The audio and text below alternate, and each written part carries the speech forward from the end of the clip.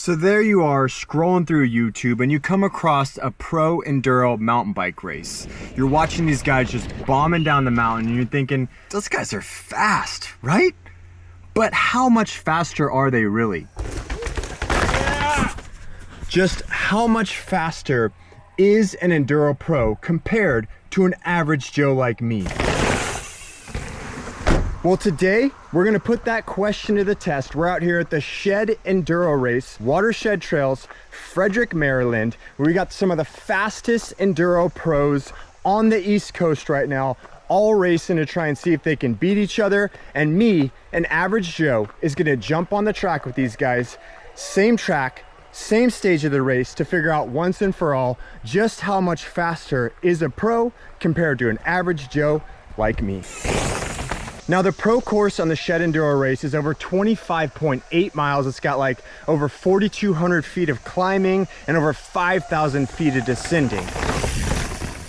And if I was to race the entire thing against these guys, the time difference would be absolutely ridiculous. But what if I just raced one stage, just one stage, the pros versus an average Joe, to figure out like what the time difference actually would be? Like, how much faster could they possibly be than me on just one single stage? And the stage I chose is stage 3. It's a small little green flow section up top connected to an albatross trail section that's super gnarly, gets really technical, a couple gap jumps, so it's definitely gonna test my skills, but it's just over a mile and about 700 feet of descending. We're gonna get out there, stage 3. I'm gonna see the pros, the fastest pros time and the very slowest pros time. Then we're gonna get my time on stage 3 to see if I finish anywhere on the podium or dead freaking last. Don't get your feet wet. Let's go ahead and head over to stage 3, take a closer look.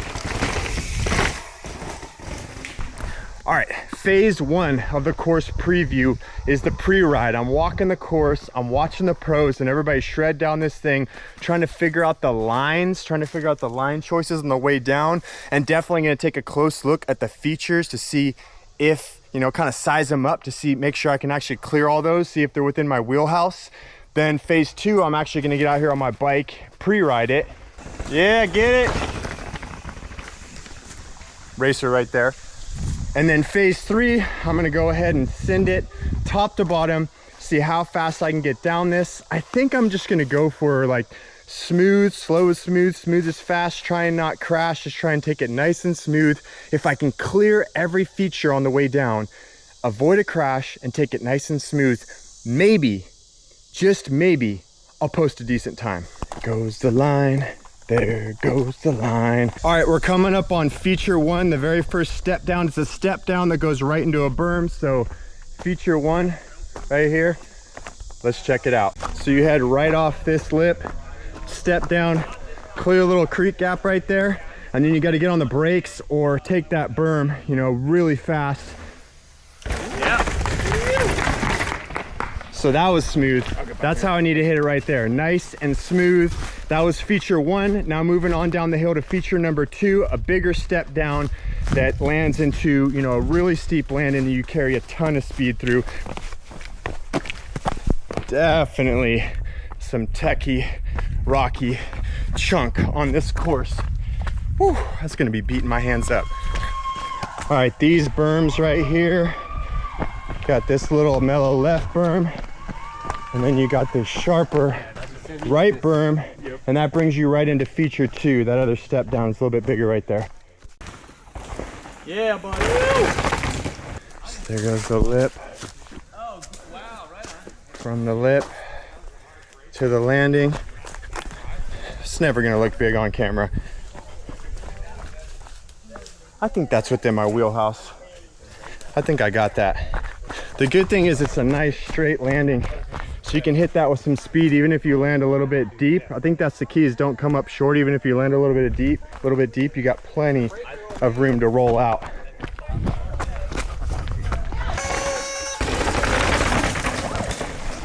Now I will mention each one of these features, there is a beeline to the left where you can go around the gap.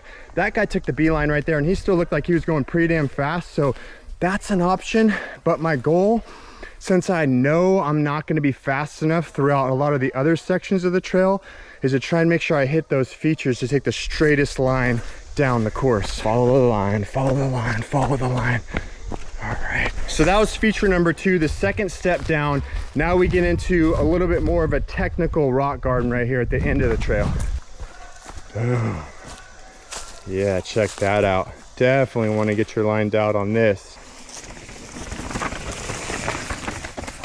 You can see there's kind of like a straight line down it right there. But there's some spots where you're gonna have to choose if you want to try and roll them or if you want to try and gap them. Let's see how this guy hits it.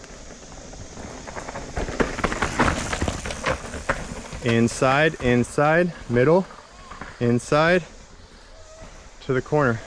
So I'm thinking this is rollable.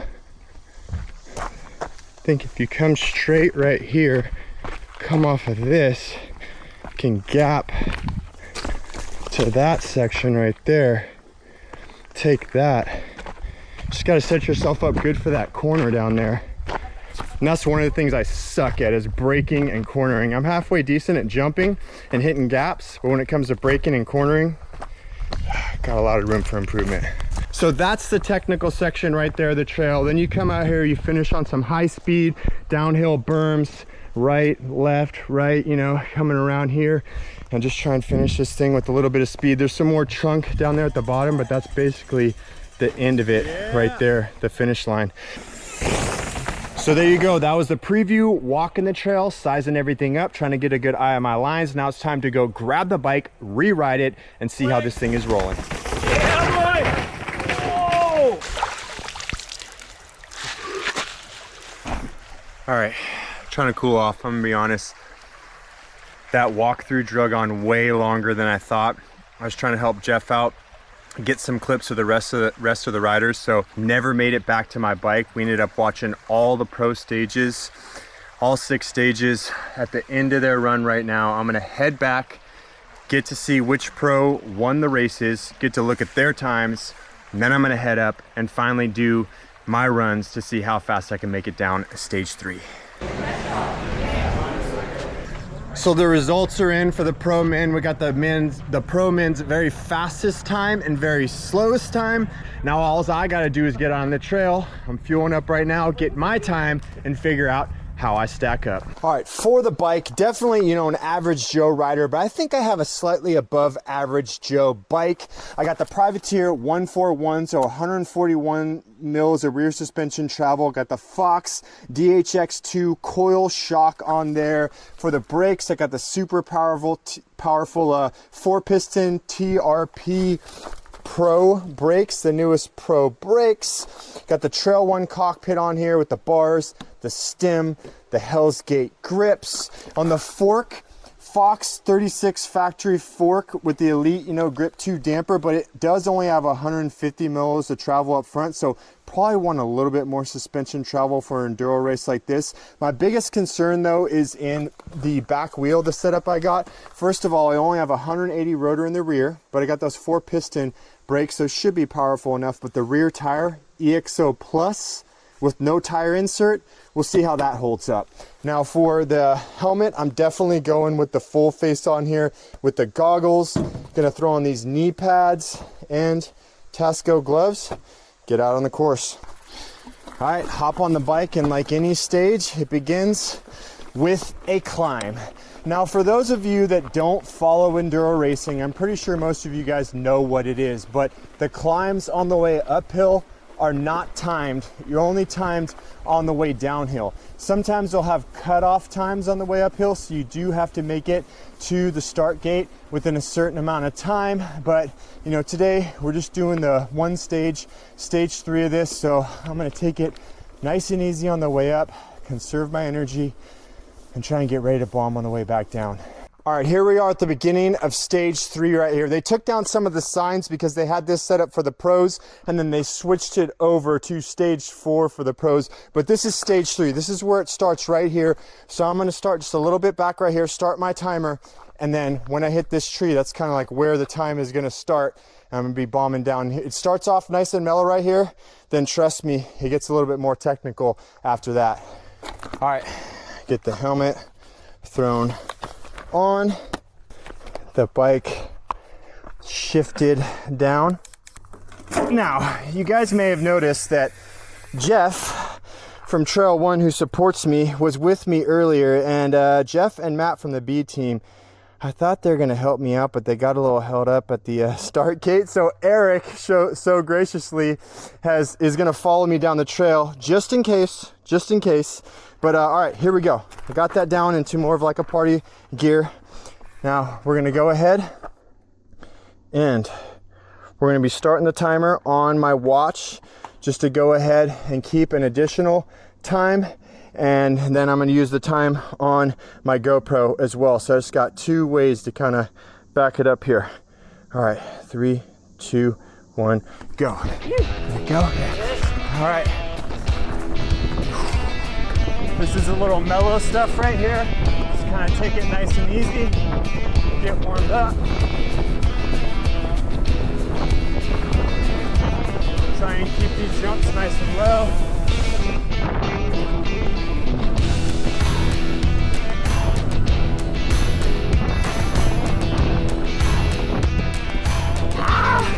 I suck it. Pedaling through chunk. All right, feature 1.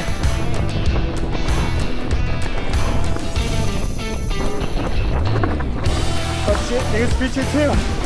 Gotta get that speed. Come on, let's go.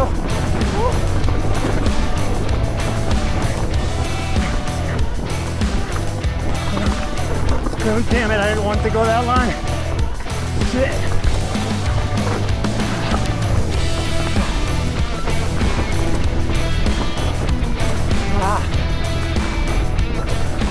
And stop. Oh shit.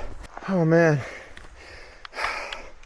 Man, that like watching the pros ride it earlier, like watching the speeds that they ride it at, that's fucking nuts. Oh. All right. Got the times right here. I'm gonna go ahead. So freaking frustrating, you guys. I was on my way driving back right now. Decided to just like put on a couple clips because I'm kind of stuck in traffic. Just kind of playing them just to listen to the audio, and the audio right there was cutting out super bad. Very end of the video. Most freaking important part, and of course, have to have audio issues. So hopefully this is coming in clear and you guys can hear me. The very fastest pro was 2 minutes and 22 seconds. Very slowest pro, 2 minutes and 28 seconds. So surprisingly, only like a 6-second time difference, and that just shows you how tight these races are, how good these guys really are at riding. And then my time, I timed it on my watch, tried to get somewhat a feel for it, but then I went back, watched the footage, watched where I started, watched where I stopped, and I got 4 minutes and 27 seconds. So 2 minutes, like almost 2 minutes slower than the very slowest pro. God. And like, I felt like I did a pretty good job for us average Joes, like representing. Like that was a clean run. I cleared both those jumps, but man, 2 freaking minutes slower on a 1 mile section of track with only 700 feet of descent. That's just ridiculous. It just goes to show you like how fast these pros really are. So now that I'm refilming this, trying to get that clear audio, let's get back to the video. How much faster would you have made it down the trail? As slow as me? Faster? As fast as the pros? Well, you guys, it looks like I'm not gonna be joining those pros at the podium to celebrate anytime soon. But remember, you guys, at the end of the day, it's all about getting stoked, going riding, just having fun, people. Yeah. B-Team. Hey, big thanks to B-Team Racing, Worldwide Cyclery, Trail and Components, Kettle Mountain, Jeff, Maddie, all the guys. Thanks for hosting me. Definitely go over, support those guys. Can't thank them enough.